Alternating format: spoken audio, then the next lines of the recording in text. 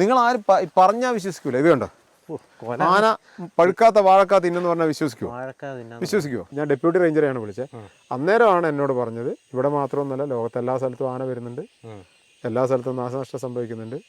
ഫോറസ്റ്റിൽ എനിക്കൊരു വിശ്വാസമില്ല, ഫോറസ്റ്റിന് ഒരു വിശ്വാസമില്ല. കാരണം ഈ കഴിഞ്ഞ വർഷവും അതിന് മുന്നത്തെ വർഷവും പോയിന്റ് ഒന്നും നമുക്ക് കിട്ടിയിട്ടില്ല. ജീവിക്കാൻ പറ്റാത്ത ഒരു വിഷമം കൊണ്ടാണ് നമ്മളിത് പറയുന്നത്. അധ്വാനിച്ച് ജീവിക്കാൻ പറ്റാത്തൊരു സങ്കടം ഉണ്ടല്ലോ. ആ 650 വാഴകളിൽ 110 വാഴ കാണുമായിരിക്കും ബാക്കി. കണ്ടോ, ഇത് കണ്ടോ, ഞാൻ പറയുന്ന നുണയല്ല, നിങ്ങൾ നോക്കിത്. ഇത് ഒന്നര കൂടുതലുണ്ടെന്നല്ലാണ്ട് കുറയില്ല. കണ്ടോ, മൊത്തം വലിച്ച് പറിച്ച് കളഞ്ഞിട്ട് ഇത് കണ്ടോ, കൊടുക്കാൻ പറ്റില്ല. ഇതാണ് അവസ്ഥ. കടിച്ചു പറിച്ച് വെച്ചേക്കുന്നത്. കണ്ടോ. നമസ്കാരം. നമ്മളിപ്പോൾ ഉള്ളത് നീരൽപ്പുഴ കരിവളം എന്ന് പറയുന്ന സ്ഥലത്താണ് നമ്മളിപ്പോൾ ഉള്ളത്. ഇന്നലെ മിനിഞ്ഞാന്നുമായിട്ട് ഒരു കർഷകൻ്റെ 600 വാഴ നട്ടയിൽ 500 വാഴയും ആന കളഞ്ഞിരിക്കുകയാണ്. 2 ദിവസമായിട്ടാണ് ആന വന്ന് നശിപ്പിച്ചിരിക്കുന്നത്. നമ്മളിപ്പോൾ ആ ഒരു സ്ഥലത്താണുള്ളത്. എൻ്റെ കൂടെ ഈ ചേട്ടനുണ്ട്. ചേട്ടൻ്റെ പേര്? എൻ്റെ പേര് ഗിരീഷ്. ഗിരീഷേട്ടൻ്റെയാണ് വാഴ പോയിരിക്കുന്നത്. നമ്മളിപ്പോൾ ആ ചേട്ടൻ്റെ സ്ഥലത്തിൻ്റെ തുടക്കത്തിലാണുള്ളത്. നമ്മളിപ്പോൾ ഇനി അങ്ങോട്ട് പോവുക കേട്ടോ. നമ്മളിനി ആ ചേട്ടൻ്റെ വാഴ ആന നശിപ്പിച്ച ആ ഒരു കാഴ്ച കാണാനായിട്ട് പോകുന്നത്. ആ ഒരു വളരെ ദുഃഖകരമായിട്ടുള്ള കാഴ്ച കാണാനായിട്ടാണ് പോകുന്നത് കേട്ടോ. ഓക്കെ, നമുക്കിനി അങ്ങോട്ട് പോവാം. ഈ സ്ഥലം കറക്റ്റ് എന്ന് പറയുമ്പോൾ ഇത് പിന്നെ തൊണ്ടർനാട്, അതായത് വയനാട് ജില്ലേൻ്റെ തൊണ്ടർനാട് പഞ്ചായത്ത് 13ാം വാർഡിൽ നീരൂർപ്പുഴയ്ക്ക് അടുത്ത് കരിവളം എന്ന് പറയും. അത് ഈ ആദിവാസി കോളനി അല്ലേ?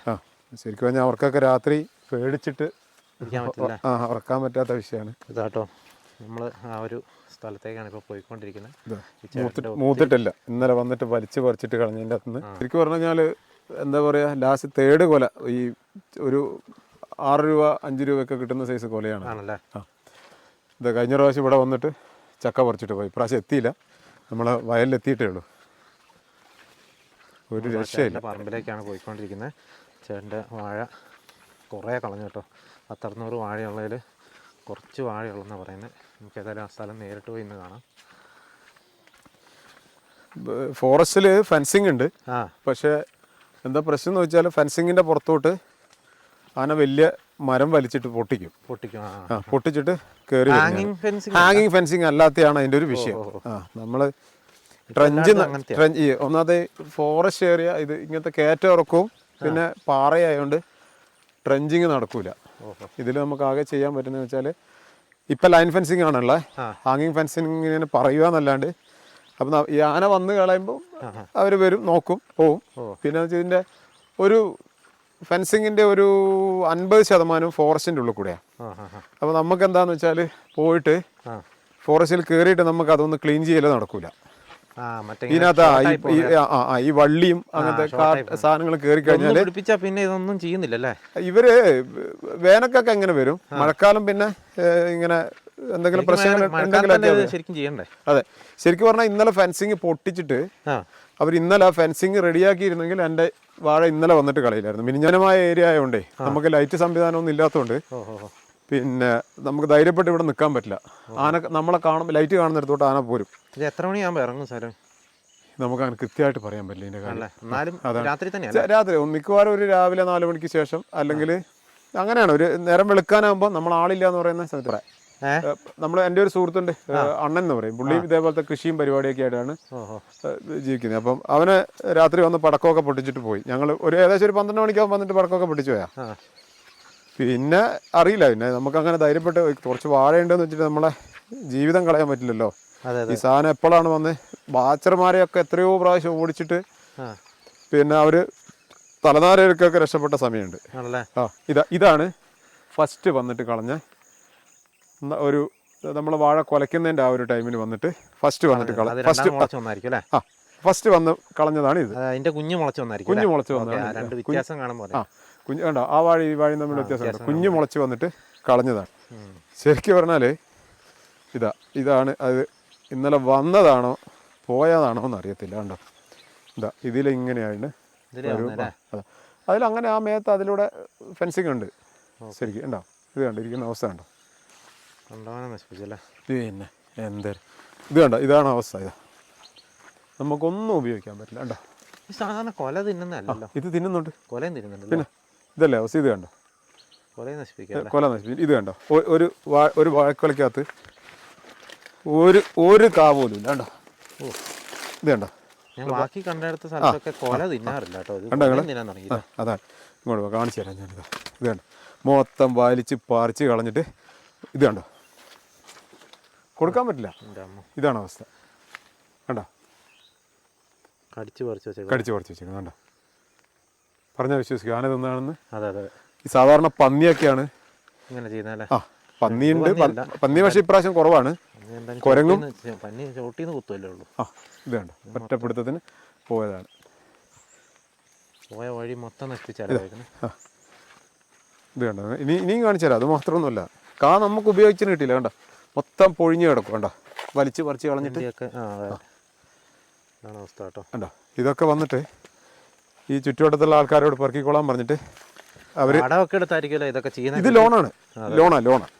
ഞാൻ കൊച്ച് സത്യം പറഞ്ഞാൽ ഞാനിത് എൻ്റെ മോളെ പഠിപ്പിക്കാൻ വേണ്ടി, ഇതെൻ്റെ മോള് മൈസൂര് ഇത് കണ്ടോ വലിച്ചു പറിച്ച് കളിച്ചേക്കുന്നത്. എന്തിന് സ്റ്റാർട്ട് കായ്ക്ക തേർഡ് കായ്ക്ക് പോലും പോകില്ല. ഇത് കണ്ടോ, ഇത് മോളെ മൈസൂർ കൊണ്ട് ചേർത്തിട്ട് ഞാൻ BSc നഴ്സിങ്ങിന്. അപ്പോൾ അവൾക്ക് ഈ ഈ വർഷം അവസാനം ആകുമ്പോഴത്തേക്ക് ഒരു നവംബറൊക്കെ ആകുമ്പോഴത്തേക്ക് എന്ത് വേണം, പിന്നെ ഇത് കണ്ടോ,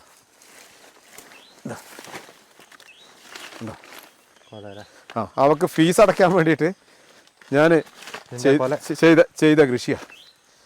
ഇനിയിപ്പം അടുത്ത ഫീസ് ഉണ്ടാക്കണമെങ്കിൽ ഞാൻ എന്ത് ചെയ്യണം. ഇത് കണ്ടോ, ഇന്നലെ വന്നതാണ്. ഇത് കണ്ടോ, ഇതാണ് അവസ്ഥ കണ്ടോ. വലിയ കൊടുങ്കാറ്റ് വന്നാലും ഇത്രയും പോയി അല്ലേ. നോക്ക് കണ്ടോ, ആനപ്പിണ്ടം കിടക്കുന്നുണ്ട്. നിങ്ങൾ പറഞ്ഞ വിശ്വസില്ല, എല്ലാവരും പറയും ആന. നിങ്ങൾ ആരും പറഞ്ഞാൽ വിശ്വസിക്കൂല. ഇത് കണ്ടോ, ആന പഴുക്കാത്ത വാഴക്കാ തിന്നെന്ന് പറഞ്ഞാൽ വിശ്വസിക്കുമോ? ഇതിനകത്ത് ഇന്നലെ ഞാൻ ആന കളയാത്ത ഒരു പിന്നെ 2 കൊല എനിക്ക് കിട്ടിയിട്ടുണ്ടല്ലോ. ആവറേജ് ഒരു 13-14 കിലോ ഉണ്ട്. 2 കൊല വെട്ടിയിട്ട് 29 കിലോ ഉണ്ടായിരുന്നു അല്ലേ. ഇത് ഒറ്റ ആനയുള്ളൂ. ഇതൊന്നാണോ? ഇത് കണ്ടോ, ഇതാ ചവിട്ടിയിട്ട് അല്ലാത്ത കൊലേൻ്റെ അവസ്ഥ. ഇത് കണ്ടോ, ചവിട്ടിയിട്ട് കണ്ടോ, ചവിട്ടി കളഞ്ഞേക്കുന്നുണ്ടോ. ഇതാ ചവിട്ടി നശിപ്പിച്ചല്ലേ. വലിയ ആനയല്ലേ. വലിയ കാൽപ്പാട് കാണാം കേട്ടോ. നമുക്ക് നോക്കിയാൽ മനസ്സിലാകുന്നുണ്ടോ, വലിയ കാൽപ്പാടാണ്.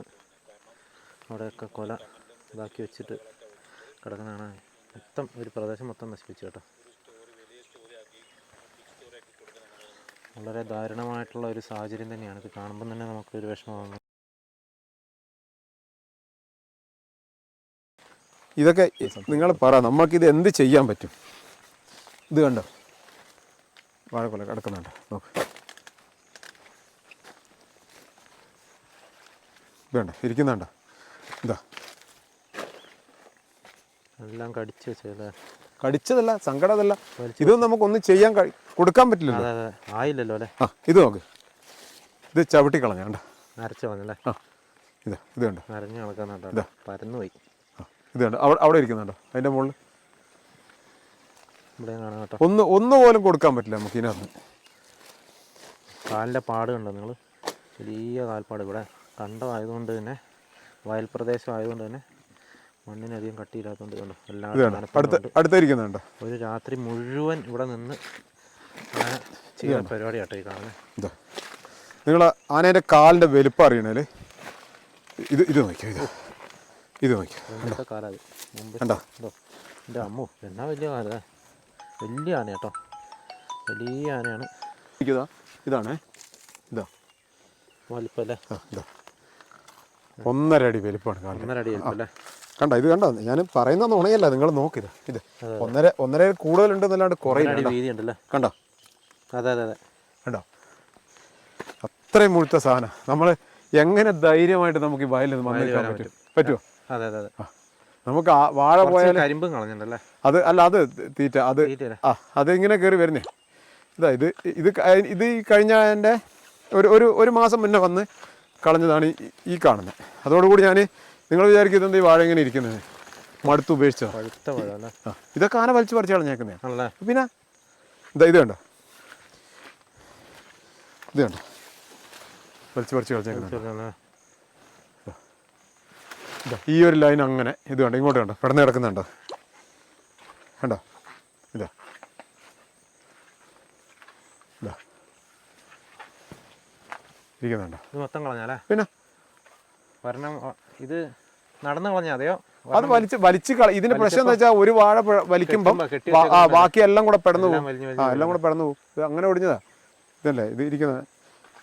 ഇത് മൂത്തിട്ടൊന്നുമില്ല, ഒന്നും ചെയ്യാനില്ല. ഇത് കണ്ടോ കൊല ഇരിക്കുന്നുണ്ട്, അതുകൊണ്ട് പിഞ്ചു കൊല ഇരിക്കുന്നു, അതുകൊണ്ട് ഇതിൻ്റെ അടിയിൽ കണ്ടോ. ഇതൊക്കെ പിന്നെ ഇവിടെ ഇവർ ചോദിക്കുമ്പം, ആരെങ്കിലും ചോദിക്കുമ്പം അവരോട് കൊണ്ടുപോക്കോളാൻ പറയും. ഇതുണ്ട് കഴിഞ്ഞ പ്രാവശ്യം വന്നിട്ട് കളഞ്ഞേക്കുന്നു. കൊല അല്ലേ? ആ ഉണ്ടോ ഇതാ ഉണ്ടോ. ആകെ എനിക്ക് ഇവർ ഈ നഷ്ടപരിഹാരമായിട്ട് തന്നത് ഈ പ്രാവശ്യത്തെ ഈ ആനയും വരലും മരണവും പരിപാടിയൊക്കെ ആയതിനു ശേഷം ഒരു 4000 രൂപ കിട്ടിയതല്ലേ? ആ കഴിഞ്ഞ പ്രാവശ്യത്തെ വാഴ പോയിട്ട്. അതായത് 4000 രൂപ എന്ന് പറഞ്ഞു കഴിഞ്ഞാൽ എനിക്ക് ഒരു വാഴയ്ക്ക് 10 രൂപ പോലും കിട്ടിയിട്ടില്ല നഷ്ടപ്പെട്ടതിന്. 10 രൂപ പോലും. ആശ്വാസമല്ല വേണ്ടേ നമുക്ക് നഷ്ടപരിഹാരം വേണ്ടേ. 100 രൂപ ആശ്വാസം കിട്ടിയിട്ട് എന്ത് കാര്യമുള്ളൂ? എത്രയോ വർഷം മുന്നുള്ള പിന്നെ ഇതാ കണ്ടോ ആനേൻ്റെ കാല് നോക്കുങ്ങൾ വലിപ്പം കണ്ടോ. കിണർ പോലെ ഉണ്ടല്ലേ? ആ ഒരു 20 ദിവസം കഴിഞ്ഞിരുന്നെങ്കിൽ എനിക്ക് വെട്ടിക്കൊടുക്കായിരുന്നു. 20 ദിവസം കഴിഞ്ഞിരുന്നെങ്കിൽ. ഇപ്പം വില എന്ന് പറഞ്ഞു കഴിഞ്ഞാൽ 44 രൂപ വിലയാണ്. നിങ്ങളൊന്ന് കണക്ക് നോക്കിയിട്ട് ഒരു 650 വാഴകളിൽ 110 വാഴ കാണുമായിരിക്കും. ബാക്കിയുള്ളതിൻ്റെ നിങ്ങൾ വില കൂട്ടിക്കും. ഒരു കൊലയ്ക്ക് അധികമൊന്നും കൂട്ടണ്ട, 15 കിലോ ഒന്നും വേണ്ട. ആവറേജ് ഇപ്പോഴത്തെ വില വെച്ച് ഒരു 44 വേണ്ട, 40 രൂപ വെച്ച് കൂട്ടിക്കോ. 500 കൊലയ്ക്ക് എത്ര പൈസയായി? 2 ലക്ഷം രൂപയായില്ലേ? എനിക്ക് ഇതിനകത്ത് കിട്ടും. എന്ത് കിട്ടും? 500 കൊലയ്ക്ക് അവർ തരുന്നത് 5000 രൂപ. 2 ലക്ഷം രൂപയുടെ സ്ഥലത്തിന് 5000 രൂപ. ആ അതാ തരുന്നത്. അത് കിട്ടുമോ? അത് കിട്ടണമെങ്കിൽ എത്ര നാൾ പറയാൻ നടക്കണം? അത് കിട്ടണമെങ്കിൽ ഏറ്റവും ചുരുങ്ങിയ ഒരു 5 വർഷമെങ്കിലും കഴിയും. അതെ, എന്നിട്ടും കണക്കൂല. എന്നിട്ടുമില്ല. 5 വർഷം കഴിഞ്ഞിട്ട് ഞാൻ പറഞ്ഞ 4 വർഷം മുമ്പ് കൊടുത്തത് കിട്ടിയിട്ടില്ലാന്നേ. ഞാൻ ഇപ്പം വിളിക്കാം. കാലയിലൊക്കെ നിറച്ചും തോട്ടപ്പുഴു കടിച്ചിരിക്കുകയാണ്. വയൽ പ്രദേശം ആയതുകൊണ്ട് തന്നെ ഒരിക്കലും ഇതൊന്നും നടക്കാൻ പാടില്ല കേട്ടോ. ശരിക്കും പറഞ്ഞു കഴിഞ്ഞാൽ വളരെ ദുഃഖം തോന്നുന്നുണ്ട് ഈ കാഴ്ചകളൊക്കെ കാണുമ്പോൾ. ചട്ടകടി കൊണ്ടാണേലും നമ്മൾ ഈ ഒരു കർഷകനായ ഈ ഒരു ചേട്ടൻ്റെ ഇത് ദുഃഖം കാണേണ്ട കാഴ്ച തന്നെയാണ്. ക്യാമറ എങ്ങോട്ട് തിരിച്ചാലും വാഴ പോയിരിക്കുകയാണ് കേട്ടോ. നിങ്ങളൊന്ന് നോക്കി 360 ഡിഗ്രി തിരിച്ച് എവിടെയായാലും ഒരു വാഴ ബാക്കിയുണ്ടാവും. 600 വാഴയുള്ളതിൽ ഒന്നും ബാക്കിയില്ല. ഇതാണ് അവസ്ഥ. നിങ്ങളിവിടെ നോക്കുമ്പോൾ, ഞാൻ ആദ്യം വന്നപ്പോൾ അവിടെ കുറച്ച് വാഴ നിൽക്കുന്ന കണ്ടപ്പോൾ കുഴപ്പമില്ലാന്ന് വെച്ചാൽ ഇവിടെ വന്ന് നോക്കുമ്പോൾ നമുക്ക് കൃത്യം മനസ്സിലാവട്ടെ. ഇന്നും നാളെയായിട്ടൊക്കെ തീർക്കുന്നത്. എൻ്റെ പേരെങ്ങനെയാണ്? എൻ്റെ പേര് ഗിരീഷ്. ഇത് എത്ര നാളായി ചേട്ടൻ ഈ വാഴക്കൃഷി ചെയ്യാൻ തുടങ്ങിയിട്ട്? ഞാനൊരു 2000 തൊട്ട് തുടങ്ങിയതാണ്. ഈ 2000-ന് ശേഷം എത്ര പ്രാവശ്യം ഇങ്ങനെ ആന കയറി കളഞ്ഞിട്ടുണ്ട്? എനിക്കൊരു 4 പ്രാവശ്യം. ഇതായത് തുടർച്ചയായിട്ട് ഇപ്പം 4 പ്രാവശ്യം. ഇപ്പം ഈ അവസാനം ഈ 2 വർഷത്തിൻ്റെ ഇടയ്ക്ക്, അതായത് കഴിഞ്ഞ വർഷവും ഈ വർഷമാണ് വല്ലാണ്ട് നമ്മൾ നശിപ്പിച്ചിട്ടുള്ളത് കൂടിയതല്ലേ. അപ്പോൾ അതിന് മുന്നേ എന്ന് പറഞ്ഞാൽ വന്നാൽ ഒരു 10-20 വാഴ കളയും, പോവും. പിന്നെ ഈ ഭാഗത്തേക്ക് വരില്ല. ഇത്രയും കൂടിയത് ഇപ്പോൾ ഒരു 2 വർഷത്തിനിടയ്ക്കല്ലേ? ഈ വർഷമാണ് എനിക്ക് ഏറ്റവും കൂടുതൽ. അതിൻ്റെ കാരണം എന്തായിരിക്കും ചേട്ടനും എല്ലാം തോന്നുന്നുണ്ടോ? എന്തെങ്കിലും ചേട്ടൻ്റെ ഒരു അഭിപ്രായം? എനിക്കറിയില്ല. കാരണം ഇപ്പോൾ ഫോറസ്റ്റിൽ തീറ്റ ഉണ്ടല്ലോ. അതെ, മൃഗങ്ങളുടെ എണ്ണം കൂടിയതാണ്.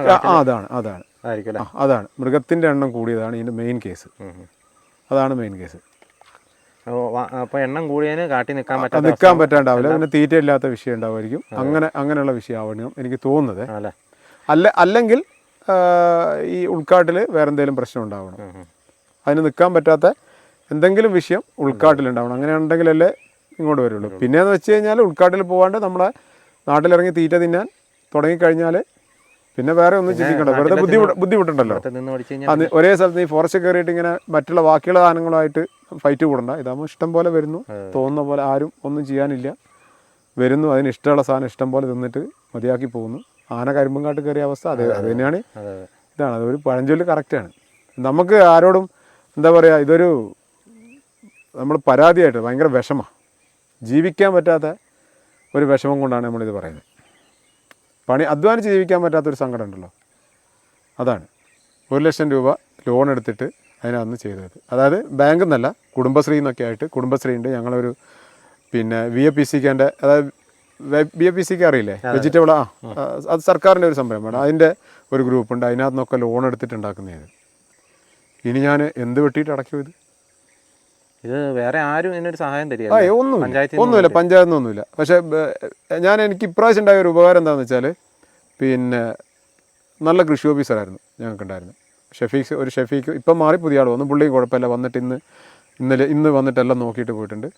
പിന്നെ ഒരു ബൈജു സാറുണ്ട്. ബൈജു സാർ അന്ന് എനിക്ക് പാവലും കൂടെ ഉണ്ട്. അപ്പോൾ ആ കൃഷി നോക്കാൻ വന്നപ്പോൾ എന്നോട് പറഞ്ഞു, ഗിരീഷ് ചേട്ടാ നിങ്ങളിതൊന്ന് എന്തായാലും ഇൻഷുർ ചെയ്തിട്ടോ, വേനലൊക്കെ വരുമല്ലേ, അപ്പോൾ നമുക്ക് ഉണങ്ങിപ്പോയാലും എന്തെങ്കിലും കിട്ടുമല്ലോ എന്നിട്ട് ആ ഇൻഷുർ ചെയ്യിച്ചുകൊണ്ട് അതിൽ നിന്ന് എന്തെങ്കിലും കിട്ടുമെന്നല്ലാണ്ട് ഫോറസ്റ്റിൽ എനിക്കൊരു വിശ്വാസമില്ല. ഫോറസ്റ്റിന് ഒരു വിശ്വാസമില്ല. കാരണം ഈ കഴിഞ്ഞ വർഷവും അതിന് മുന്നത്തെ വർഷവും പോയിൻ്റ് ഒന്നും നമുക്ക് കിട്ടിയിട്ടില്ല. ഈ തൊട്ട് താഴത്തെ വാല് അവനൊരു കഴിഞ്ഞ പ്രാവശ്യം ഇത് അങ്ങോട്ട് തരിശായി കിടക്കുന്ന അവൻ മടുത്തിട്ട് ഒഴിവാക്കിയതാണ്.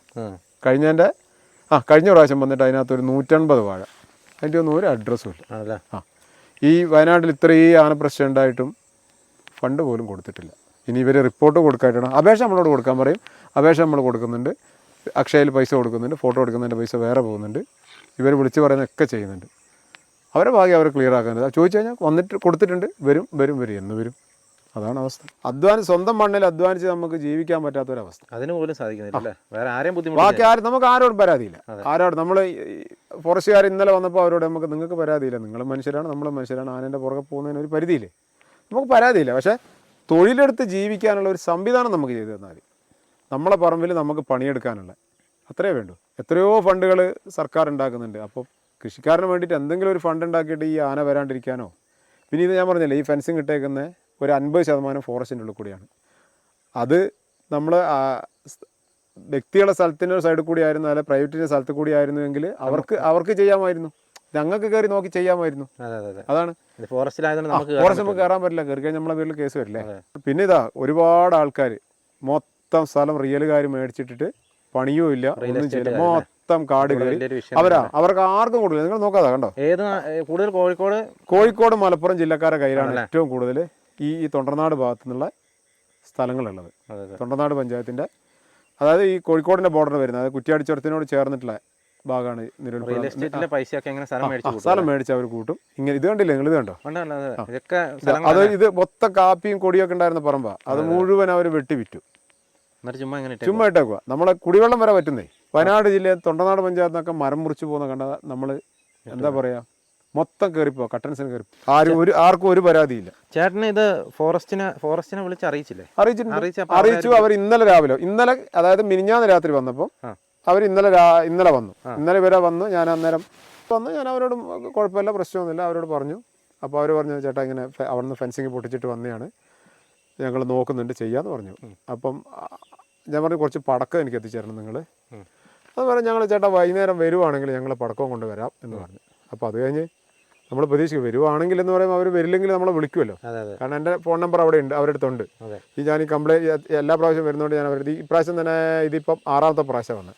അപ്പോൾ വിളിച്ച് പറയുന്നിടത്ത് അവരുടെ അവൻ്റെ നമ്പറുണ്ട്. പിന്നെ അവരാണെങ്കിൽ അവരെ ഓഫീസിലെ ഫോണിൽ ഞാൻ വാട്സപ്പ് മെസ്സേജ് അയച്ച എൻ്റെ ഫോൺ നമ്പറുണ്ട്. അപ്പോൾ രാവിലെ അനിയൻ വിളിച്ചിട്ട് പറയുന്നത് ആന ഇന്നും വന്നിട്ടുണ്ടെന്നല്ലേ. അപ്പോൾ ഞാൻ അവരെ വിളിച്ച് കഴിഞ്ഞപ്പോൾ അവരോട് ഞാൻ പറഞ്ഞു, ഇങ്ങനെ ആന ഇങ്ങനെ വന്നിട്ടുണ്ടല്ലോ ചേട്ടാ, ഞങ്ങൾ എന്താ ചെയ്യേണ്ടത് എന്ന് ചോദിച്ചു എന്നോട്. അപ്പോൾ ഞാൻ പറഞ്ഞു, നിങ്ങളോട് ഇത്തിരി പടക്കം കൊടുത്തരാൻ ഇന്നലെ പറഞ്ഞല്ലേ, അപ്പോൾ നിങ്ങളത് കൊണ്ടു തന്നില്ല. അപ്പോൾ ഞങ്ങൾ വരുമെന്ന് പറഞ്ഞില്ലല്ലോ ചേട്ടാ, ഞങ്ങൾ വരുവാണെങ്കിൽ എത്തിച്ചു തരാമെന്നല്ലേ പറഞ്ഞതെന്ന് പറഞ്ഞു. അപ്പോൾ ഞാൻ പറഞ്ഞു, നിങ്ങൾ വരില്ലെങ്കിൽ എന്നോട് പറയേണ്ടത് ഒരു മര്യാദയല്ലേ. അപ്പോൾ എന്നോട് പറഞ്ഞു, അതിപ്പം ഇത് നിങ്ങളുടെ പ്രശ്നം മാത്രമൊന്നുമില്ല, ഇഷ്ടം പോലെ വിഷയങ്ങളുണ്ടല്ലോ, അപ്പോൾ അതുകൊണ്ട് ഞങ്ങളത് മറന്നുപോയതാണ്. അപ്പോൾ ഞാൻ പറഞ്ഞു, നിങ്ങൾക്ക് മറക്കാം, അധ്വാനിച്ച് എനിക്കല്ല അതിൻ്റെ വിഷമം അറിയുള്ളൂ എന്ന് പറഞ്ഞപ്പോൾ അന്നേരമാണ് എന്നോട് പറഞ്ഞത്. ഞാൻ ഡെപ്യൂട്ടി റേഞ്ചറെയാണ് വിളിച്ചത്. അന്നേരമാണ് എന്നോട് പറഞ്ഞത്, ഇവിടെ മാത്രമൊന്നുമല്ല, ലോകത്തെല്ലാ സ്ഥലത്തും ആന വരുന്നുണ്ട്, എല്ലാ സ്ഥലത്തും നാശനഷ്ടം സംഭവിക്കുന്നുണ്ട്, ഞങ്ങൾ ചെയ്യാൻ പറ്റുന്നത് ഞങ്ങൾ ചെയ്യുന്നുണ്ട്, ഞങ്ങൾക്ക് ഇത് കൂടുതലൊന്നും ചെയ്യാനില്ല. അപ്പം നിങ്ങളൊന്ന് ഓർത്ത് നോക്കുക, നഷ്ടപ്പെട്ട, അതായത് ഈ 600 വാഴ നട്ടിട്ട് 500 വാഴയും പോയ എന്നോട് അവരത്രയും പറയണം, അതിനേക്കാളും നഷ്ടപ്പെട്ടവൻ്റെ അവസ്ഥ എന്തായിരിക്കും. നഷ്ടപ്പെട്ടവൻ്റെ വിഷമം മനസ്സിലാക്കിയിട്ട് ആ സമയത്ത് സംസാരിക്കുമെങ്കിലും നമ്മളോട് എന്ത് പറയാം, ഒരു അതായത് ഒരു മരിച്ച വീട്ടിൽ പോയിട്ട് നമ്മൾ സംസാരിക്കില്ല. ഇത് സത്യത്തിൽ മരിച്ചു പോയതാണ് അല്ലേ, നമ്മളെ അധ്വാനം അല്ലെ, നമ്മളെ പിള്ളേരാന്ന് കൂട്ടിക്കോ. നമ്മളെ പിള്ളേർ മരിച്ചു കിടക്കുന്ന സമയത്ത് വന്നിട്ട് നമ്മളോട് വളരെ റഷായിട്ട് സംസാരിക്കുവാണെങ്കിൽ അതിൽ കൂടുതൽ നമ്മൾ എന്താ പറയേണ്ട അവരടുത്ത്.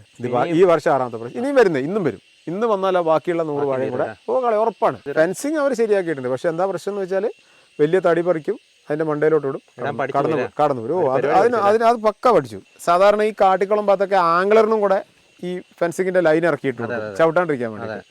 പക്ഷേ ഇതിൻ്റെ ആംഗ്ലറിന് അങ്ങനെ ചെയ്തിട്ട് ഇതില്ല, അതേ ചവിട്ടിയിട്ട് വലിച്ചിടും.